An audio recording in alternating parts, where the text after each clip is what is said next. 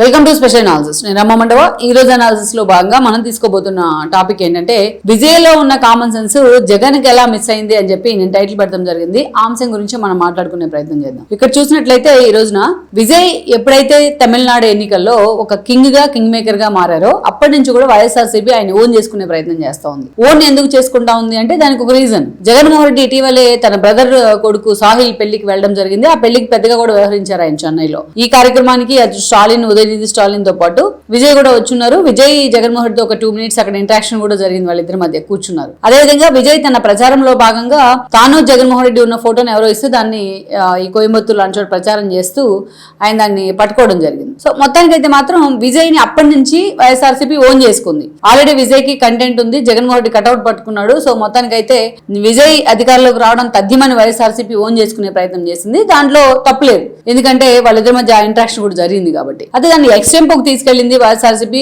ఒక రోజా గానీ మిగతా నేతలు గానీ అక్కడ విజయ్ గెలిచారు కాబట్టి ఇక్కడ ఏపీలో తామే వస్తాం అన్నట్టుగా ప్రచారం చేసుకున్నారు. జగన్మోహన్ రెడ్డి నవరత్నాలనే విజయ్ కాపీ కొట్టారని చెప్పి ప్రచారం చేసుకున్నారు. ఇక ముఖ్యమంత్రిగా విజయ్ ప్రమాణ స్వీకారం చేసే సమయంలో ఆయన సంతకం పెడితే ఉచిత విద్యుత్ మీద ఆయన ఇంకా 2 మీద కూడా పెట్టారు. అది వైఎస్ రాజశేఖర రెడ్డిని ఫాలో అవుతున్నారు. మొత్తం విజయ్ పందా గానీ విజయ్ ఎజెండా గానీ అంతా వైఎస్ఆర్సీపీ అధినేత జగన్మోహన్ రెడ్డి తరహాలోనే ఉంది అనేది వాళ్ళు ఊదర కొడతా ఉన్నారు. సో జగన్మోహన్ రెడ్డి కూడా లండన్ లో ఉండి విజయ్ కి అభినందనలు తమ్ముడు అని చెప్పేసి అభినందనలు కూడా తెలపడం జరిగింది. ఇక రేపో మాపో ఆయనతో భేటీ అయ్యేందుకు కూడా జగన్మోహన్ రెడ్డి సిద్ధమవుతా ఉన్నారు. అయితే ఇదంతా ఓకే, జగన్మోహన్ రెడ్డి పార్టీ ఇప్పుడు డిఫెన్స్ లో ఉంది కాబట్టి విజయ్ గెలుపును ఒక ఇదిగా చూపించుకొని కొంత బూస్ట్ తెచ్చుకునే ప్రయత్నం జరుగుతూ ఉంటే దాన్ని మనం వెల్కమ్ చేద్దాం అనుకుందాం. ఇక్కడ మనం చూసినట్లయితే ముఖ్యంగా ఈ రోజు విజయ్ ని ప్రతి విషయంలో వాళ్ళు ఓన్ చేసుకుంటా ఉన్నారు. జగన్మోహన్ రెడ్డి మీడియా కావచ్చు, జగన్మోహన్ రెడ్డి సోషల్ మీడియా కావచ్చు, జగన్మోహన్ రెడ్డి ఏదైతే పేపర్ కావచ్చు ఆయనకు సంబంధించింది. గత లాస్ట్ May 4th ముందు నుంచి, ఎలక్షన్ జరిగిన ముందు నుంచే మొత్తం విజయ్ తప్ప ఇంకో ఇష్యూ లేదు. ఏపీలో ఎన్ని ఇష్యూలు ఉన్నా విజయ్ తప్ప వేరే అంశమే వాళ్ళ మీడియాలో రావట్లేదు. అంటే ఆ స్థాయిలో విజయ్ ని పైకెత్తే ప్రయత్నం జరుగుతూ ఉంది. ఇక అది ఎంత దూరం వెళ్ళిందంటే విజయ్ కి తగ్గిన 11 సీట్లలో వైఎస్ఆర్సీపీ నుంచి తీసుకుంటే పోయిద్దని ట్రోలింగ్ కూడా గురయ్యారు ఈ విషయంలో. అయితే ఇక్కడ మరి ప్రతి విషయంలో విజయ్ మమ్మల్ని ఫాలో అయ్యారు అంటున్నప్పుడు మరి మీకన్నా జూనియర్ కాబట్టి విజయ్ మిమ్మల్ని ఫాలో అయ్యారు అనుకుందాం రాజకీయాల్లో. మరి అలాంటి విజయ్ ని మీరెందుకు ఫాలో అయ్యే ప్రయత్నం చేయట్లేదు? కనీసం విజయ్ కి నిన్న మొన్న రాజకీయ ఎంట్రీ ఇచ్చారు. ఆయన పార్టీ పెట్టి పట్టమని 2 సంవత్సరాల 2 నెలలు కూడా కాలేదు, అయినా అధికారంలోకి వచ్చారు. అలాంటి విజయ్ కున్న కామన్ సెన్స్ జగన్మోహన్ రెడ్డికి ఎందుకు లేకుండా పోయింది? అందుకే విజయ్ ని చూసైనా జగన్మోహన్ రెడ్డి పాఠాలు నేర్చుకోరా అని చర్చ జరుగుతోంది. ఇక్కడ జగన్ చూసి విజయ్ సీఎం అవడం కాదు, జగన్ పార్టీ పెట్టాక ఆయన సీఎం అవడానికి 8.5 ఏళ్లు పట్టింది. దట్టు తన తండ్రి సీఎం, అదేవిధంగా తాను ఎంపీగా పనిచేసి ఉన్నారు. అంత సుదీర్ఘంగా పొలిటికల్ బ్యాక్గ్రౌండ్ ఉంది, పొలిటికల్ కెరీర్ కూడా ఉంది. ఆయన పార్టీ పెట్టింది 2011 మార్చ్ లో అయితే సీఎం అయింది 2019లో. మరి తండ్రి సీఎం అయినా జగన్మోహన్ సీఎం అవడానికి అలాంటి పరిణామాలు జరిగాయి, అన్నేళ్లు పట్టింది. మళ్ళీ విజయ్ అడ్డం పెట్టుకుని వీళ్ళు పవన్ కళ్యాణ్ కూడా టార్గెట్ చేస్తూ ఉంటారు. అక్కడ స్టాలిన్ అండ్ ఉదయనిధి స్టాలిన్ మీద వ్యతిరేకత ఉందనే విషయం ముందుగా ఎక్స్పోజ్ కాలేదు ఎగ్జిట్ పోల్స్ లో కూడా. కానీ సైలెంట్ కిల్లర్ గా విజయ్ వాళ్ళ వ్యతిరేకతను ఎక్స్పోజ్ చేసే ప్రయత్నం చేశారని మాట్లాడుతూ ఉన్నారు. ఇక్కడ కూడా చంద్రబాబు నాయుడు అండ్ లోకేష్ మీద వ్యతిరేకత ఉంది, అదే జగన్మోహన్ రెడ్డి ఎక్స్పోజ్ చేయబోతా ఉన్నారు. జగన్మోహన్ రెడ్డికి అది యాడ్ అన్ ఎలిమెంట్ కాబోతుంది అనేది వైఎస్ఆర్సీపీ అంచనా. ఇంతవరకు కూడా మనం ఓకే అనుకుందాం. కానీ ఈ రోజు విజయ్ కి జగన్మోహన్ రెడ్డిలో రాజకీయ అనుభవం లేకపోయినా సరే కొన్ని విషయాల్లో అతను చూపించిన మెచ్యూరిటీని ఈ రోజు జగన్మోహన్ రెడ్డి అతనితో కంపేర్ చేసేలాగా చేస్తా ఉంది. ప్రత్యేకంగా మనం చెప్పుకున్నట్లయితే విజయ్ కి మొన్నటి ఎన్నికల్లో 108 సీట్స్ ఇండివిజువల్ గా ఆయన సాధించడం జరిగింది ఆయన పార్టీ. అయితే అక్కడ 118 మ్యాజిక్ ఫిగర్, 118 ఉంటేనే ఆయన ప్రభుత్వాన్ని ఏర్పాటు చేయడానికి పూర్తి స్థాయిలో అర్హత లభిస్తుంది. సో ఈ క్రమంలోనే దాదాపు వారం రోజుల పాటు ఒక హైడ్రామా నడిచింది తమిళనాడు వేదికగా. ఎంత హైడ్రామా నడిచింది అంటే ఒక దశలో స్టాలిన్ లాంటి వాళ్ళు మద్దతు ఇస్తారని ప్రచారం జరిగితే స్టాలిన్ కరాఖండిగా తేల్చి చెప్పేశారు, నేను మద్దతు ఇవ్వట్లేదు, మేము ప్రతిపక్షంగా ఉండడానికే మేము ఇష్టపడతా ఉన్నాం అని చెప్పి ఆయన తేల్చి చెప్పేశారు. ఆ తర్వాత మనం చూస్తే అటు అన్నాడీఎంకే వైపు నుంచి చాలా ప్రెజర్ ఉండింది. ఎన్నికలకు ముందు ఉండింది, ఎన్నికల తర్వాత ఉండింది. బీజేపీ నుంచి అన్నాడీఎంకే కలిసి కూటమిగా పోటీ చేసేవాళ్ళు. సో మొన్నటి ఎన్నికల్లో విజయ్ 108 సాధించిన తర్వాత అవసరమైతే బీజేపీని పక్కన పెట్టేసి, అవసరమైతే అందరినీ పక్కన పెట్టేసి పళనిస్వామి విజయ్ కి మద్దతు ఇస్తారన్న ప్రచారం జరిగింది. క్లియర్ కట్ గా ఒక స్ప్లిట్ వచ్చింది ఆ పార్టీలో. పళనిస్వామి అవసరమైతే విజయ్కి వెళ్లి మద్దతు ఇచ్చేందుకు సిద్ధంగా ఉన్నారనేది నిన్నటి వరకు జరిగిన ప్రచారం. ఇక అంతేకాదు మరోవైపు చూస్తే ఈరోజు అటు కాంగ్రెస్ నేతలు వచ్చారు విజయ్ దగ్గరకు. కాంగ్రెస్ కండువా తీసుకొచ్చి ఆయన మెడలో వేసేసి ఆ 5 సీట్లు మద్దతు ఇచ్చే ప్రయత్నం జరిగింది. ఆ తర్వాత కొంత నెగోషియేషన్ జరిగినా దీని మీద గవర్నర్ అనేక సార్లు దాన్ని వ్యతిరేకించే ప్రయత్నం చేసినా అల్టిమేట్ గా మనం చూస్తే అటు సిపిఐ, సిపిఎం అండ్ వీసీకే పార్టీలు స్టాలిన్ నుంచి బయటకు వచ్చి మరీ కాంగ్రెస్ తో సహా వాళ్ళు మద్దతు ఇవ్వడం జరిగింది. ఈరోజు చాలా మంది చెప్పేది ఏంటంటే స్టాలినే వెనుకుండి విజయ్ ప్రభుత్వాన్ని నడిపిస్తున్నారు అనేది. ఐ డోంట్ థింక్ సో, అట్లా అని మనం ఆలోచించలేం. కానీ బట్ విజయ్ చాలా మెచ్యూర్డ్ గా వ్యవహరించారు ఈ విషయంలో. ఎవరైనా సరే ఇక్కడ కేంద్రంలో అధికారంలో ఉంది బీజేపీ. మామూలుగా అయితే జగన్మోహన్ లాగా ఆలోచిస్తే అలాంటి బీజేపీతో అన్నాడీఎంకే పొత్తుల్లో ఉంది. మరి అన్నాడీఎంకే దగ్గర అన్ని సీట్లు ఉన్నాయి, బీజేపీకి కేవలం ఒక సీటే వచ్చింది మొన్నటి ఎన్నికల్లో. మరి అలాంటిది విజయ్ తనకు కావాలనుకుంటే అన్నాడీఎంకేని ఆహ్వానించవచ్చు, వాళ్ళకు ఫోన్ చేయొచ్చు, వాళ్ళతో పొత్తు పెట్టుకోవచ్చు. కానీ విజయ్ ఎక్కడ కూడా ఆ దిశగా ఆలోచన చేయలేదు. ఎంత రకాలుగా తనని హరాస్ చేసినా, ఎన్ని రకాలుగా తను ఆ 5-6 రోజులు మదనపడ్డా, ఎన్ని రకాలుగా అసలు ప్రభుత్వం ఉంటుందా ఊడుతుందా, అసలు ప్రభుత్వం ఏర్పాటు చేస్తామా లేదా అన్న ఆలోచన వచ్చినా, అలాంటి పరిస్థితులు వచ్చినా విజయ్ ఎక్కడ కూడా వెనక్కి తగ్గలేదు. విజయ్ ఎక్కడ ఒక బ్యాక్ స్టెప్ వేసి రమ్మని చెప్పి అన్నాడీఎంకేని ఆహ్వానించలా. ఎందుకు ఆహ్వానించలేదు? అన్నాడీఎంకే ఈరోజు బీజేపీ ఫోల్డ్లో ఉంది, తన మూల సిద్ధాంతాలకే వ్యతిరేకం. సో ఆబ్వియస్లీ ఈరోజు బీజేపీతో పొత్తులు పెట్టుకునే అవకాశం వచ్చుండేది ఆయనకు. అంటే కేంద్రంలో ఉన్న బీజేపీని తాను ప్రమోట్ చేసినట్టు అయ్యేది. తాను ఎన్నికల నినాదం ఏంటి?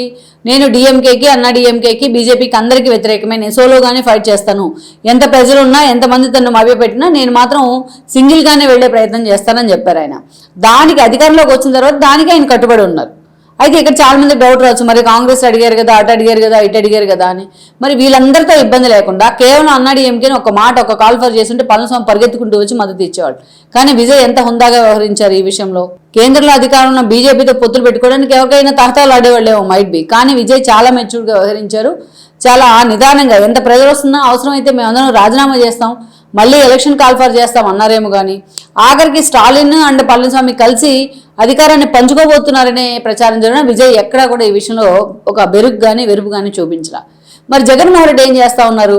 జగన్మోహన్ రెడ్డి ఈ రోజున టీడీపీతోని బీజేపీ ఎన్డీఏ కూటమి నుంచి టీడీపీ బయటకు వచ్చి తెగదెంపులు చేసుకున్న తర్వాత 2019 ఎన్నికల కంటే ముందు 2 ఏళ్ళు ఆ వ్యాక్యూమ్లోకి వైఎస్ఆర్సీపీ వెళ్ళింది. అప్పటి నుంచి బీజేపీతో అప్రకటిత పొత్తులతో జగన్మోహన్ రెడ్డి కొనసాగుతూ వచ్చారు. 151 సీట్లతో తాను అధికారంలోకి రావడంలో బీజేపీ కీలక భాగస్వామ్యం ఉంది, కేసీఆర్ది కూడా ఉంది. ఆ తర్వాత ఆయన 5 ఏళ్ల పాటు ఆయన చేసిన ప్రతి అరాచకానికి బీజేపీ ఎండార్స్ చేస్తూ వచ్చింది. ప్రతి విషయాన్ని జగన్మోహన్ చేసిన ప్రతి అమరావతి రైతుల మీద దాష్టీకాల దగ్గర నుంచి రాష్ట్రంలో చేసిన ఆర్థిక అరాచకాల దాకా బీజేపీ నేతలు ఆయనకు మద్దతు ఇస్తూనే వచ్చారు. ఆ అండ చూసుకునే జగన్మోహన్ రెడ్డి అన్నేళ్లు బెయిల్ మీద ఉండగలిగారు. ఆ అండ చూసుకునే జగన్మోహన్ రెడ్డి తన బ్రదర్ అయిన అవినాష్ రెడ్డిని వివేకా కేసు నుంచి తప్పించగలిగారు. ఇంకా చెప్పుకుంటూ పోతే ఇది కొండవీడ్చి అంత అవుతుంది. సరే, ఆ రకంగా బీజేపీ నుంచి అధికారిక పొత్తు లేకున్నా అప్రకృత పొత్తులు అయితే జగన్మోహన్ రెడ్డి ఉన్నారు అనేది అందరికీ తెలిసిన వాస్తవం. అది బీజేపీ నేతలు కూడా కాదనలేని వాస్తవం. బీజేపీ నేతలకు లాస్ట్లో తెలిసి వచ్చింది జగన్మోహన్ రెడ్డి చేసిన అరాచకాలన్నీ తమ ఖాతాలో పడుతున్నాయనేది. అప్పుడు రిలీజ్ అయ్యి మొత్తానికి అయితే చంద్రబాబు నాయుడు, పవన్ కళ్యాణ్తో చేతులు కలిపారు. ఈరోజు కూటమి రూపంలో వాళ్ళు అధికారంలోకి ఉన్నారు. అంటే క్లియర్ కట్గా జగన్మోహన్ రెడ్డికి ఒక ఇండికేషన్ ఏంటి?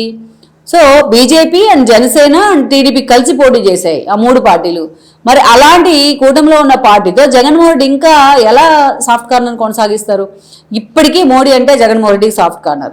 మోడీ రమ్మంటే పరిగెత్తుకుంటూ ఎక్కడికైనా వెళ్తారు. ఒక బిల్లు ఏదైనా పెడితే పార్లమెంట్లో ఇంట్రడ్యూస్ చేస్తే బీజేపీ నేతలు దాన్ని అసలు ఓపెన్ చేసి చదువుకునే లోపే జగన్మోహన్ రెడ్డి పరిగెత్తుకుంటూ వెళ్ళి ఆ బిల్లుకి మద్దతు ఇస్తారు. ఎన్నోసార్లు ఇలాగ జరిగింది. సరే, గతంలో ఎలా జరిగితే పోనీ, ఇప్పుడు అవకాశం వచ్చింది కదా. ఆయన దేశవ్యాప్తంగా ఎన్డీఏకి వ్యతిరేకంగా ఇండియా కూటమి ఉంది. నేటి వరకు ఇండియా కూటమిలో స్టాలిన్ లాంటి వాళ్ళు, మమతా లాంటి వాళ్ళు కూడా కీలక భాగస్వాములుగా ఉన్నారు. వీళ్ళ చెల్లి షర్మిల పీసీసీ చీఫ్గా ఉన్నారు. పదే జగన్మోహన్ రెడ్డి చాలాసార్లు విజ్ఞప్తి చేశారు. రాష్ట్రపతి, ఉపరాష్ట్రపతి అభ్యర్థిగా తెలంగాణకు చెందిన వ్యక్తి, తెలుగు వ్యక్తిని సుదర్శన్ రెడ్డి పెట్టామని రేవంత్ రెడ్డి అడిగినా జగన్మోహన్ రెడ్డి పరిగెత్తుకుంటూ వెళ్లి బీజేపీకి మద్దతు ఇచ్చారు. అంతేకాదు, స్పీకర్ మీద అవిశ్వాసం పెట్టే సమయంలో ఇండియా కూటమి నుంచి కొంతమంది ఎంపీలు జగన్మోహన్ రెడ్డికి ఫోన్ చేసి అడిగినా ఆయన ఆ రోజు కూడా బీజేపీకి మద్దతు ఇచ్చే ప్రయత్నం చేశారు. ఏ నిర్ణయం తీసుకున్నా తనకు అవకాశం వచ్చినా, జగన్మోహన్ రెడ్డికి ఉన్నది ఈరోజు 3 ఎంపీలే కావచ్చు, తనకు అవకాశం వచ్చినా జగన్మోహన్ రెడ్డి అవకాశాన్ని ఎక్కడా కూడా బీజేపీ వ్యతిరేకంగా ఆయన వాడుకునే ప్రయత్నం చేయలేదు.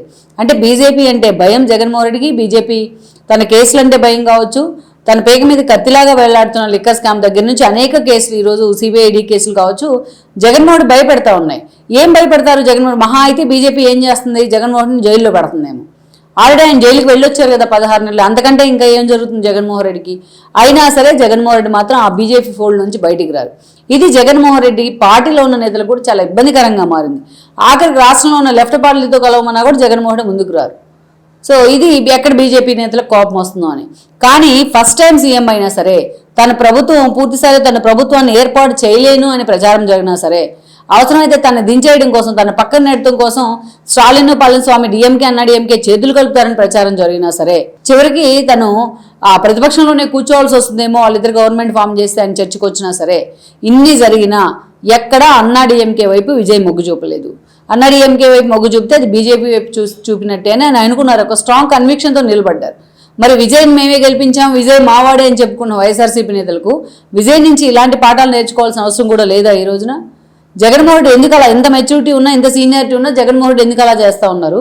మరి నిన్న మొన్న రాజకీయాల్లోకి వచ్చిన విజయ్ ఎందుకు అంత మెచ్యూర్డ్గా వ్యవహరించారు? ఈ కామన్ సెన్సే కదా, ఇది విధానపరమైన నిర్ణయం అంటాం. ఇలాంటివి కేంద్రంలో ఉన్న పార్టీలతో ఎలా పొత్తుల్లో ఉండాలి, ఎలా జాతీయ పార్టీల విషయంలో ఎలా విధానపరమైన నిర్ణయాలు ఉండాలనేది కీలకం ఏ పార్టీకైనా సరే. బట్ జగన్మోహన్ రెడ్డికి అది ల్యాక్ ఆఫ్ సెన్సిటివిటీ అనమాట ఆ విషయంలో. అందుకే నేను ఆ టైటిల్ పెడతాం జరిగింది. సో మొత్తానికైతే విజయ్ మావాడని ఓన్ చేసుకోవడం కాదు, విజయ్ నుంచి జగన్మోహన్ రెడ్డి నేర్చుకోవాల్సిన పాఠాలు ఏంటి అనేది ఈరోజు ఆయన తెలుసుకోవాల్సిన సందర్భం ఇది.